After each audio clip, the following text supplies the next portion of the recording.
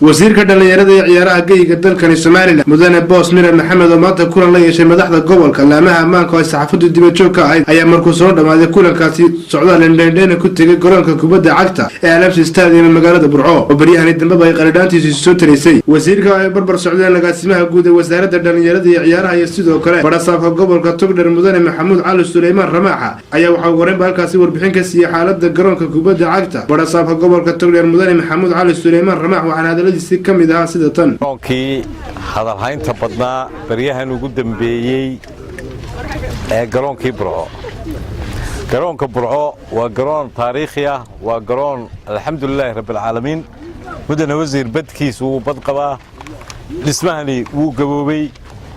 dayactir badan ayuu inooga baahan yahay sidii hore baan warbixinta ku soo siinay meelaha ugu mudan ee maanta baahida weyn wasaaradda ahaan aanu gobol ahaan idin tilmaamayna uu yahay in dadkii nasiibka u helay qandaraaskii qaatay roogii ay suuqa ku xareysteen oo ah shay xaaraan ah oo aan weligeed hore uga dhicin ama garoomada kale ee la dhigay roogaga iyagoo la wada mid ahaa sifayaashii lagu bixiyey ay hirgaleen sida Kaboorame Erigabo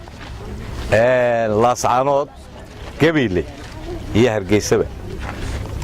nasiib darrada ka ku dhacday garoonkan waxa weeyaan raggii qandaraaska qaatay in ay guryahoodii ku xareysteen iyagoo ku gorgortabaya lacag baa noo hadhan Burco stadiumkan dawladdu markii hore runtii waxay ku samaysay dib u habayn waatii lagu qabtay ciyaarihii 2011 gobolada fayska labaad ee arintan mashruucan rooguna waxay ahayd inuu noqdo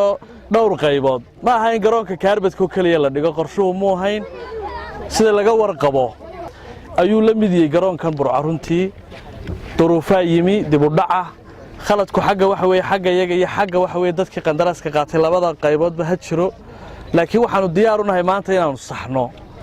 waanu waxa weey dhigno boos Mire Maxamed wasiirka wasaaradda dhalinyarada iyo ciyaaraha Soomaaliland oo isagoo halkaasi ka hadlaya sheegay waxyaabaha ugu qorshaysan ka wasaaraddan isla markaana cadeeyay inay wada hadal u socdaan ganacsatada gacanta ku haysta roogii garoonka Kubada Cagta ee Alabsi roogu waa yaala sifo walba ku yimaado marka hore magaaladu yaala waan la xiriirayna waxa qolooyinka haya qorshahayagana wuxuu ku jira inaanu dhigno roogii waxaanu kaloo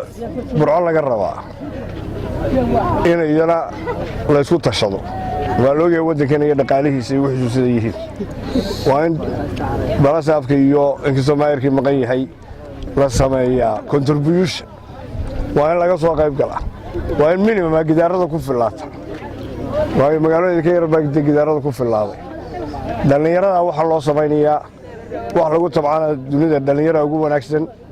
inaga priority dawlad ahaan iyo xusbi ahaanba first priority waa dhalinyarada idinkuna waa inay ogaataan waxa xaq la idinku leeyahay iyo waxa idinka maqan meesha ka maqayna waa inay yeelataan dafyara gaar ah ku haystaan Ahmed Sham Aadan Ahmed Digro telefishinka caalamiga Soomaaliland TV Burco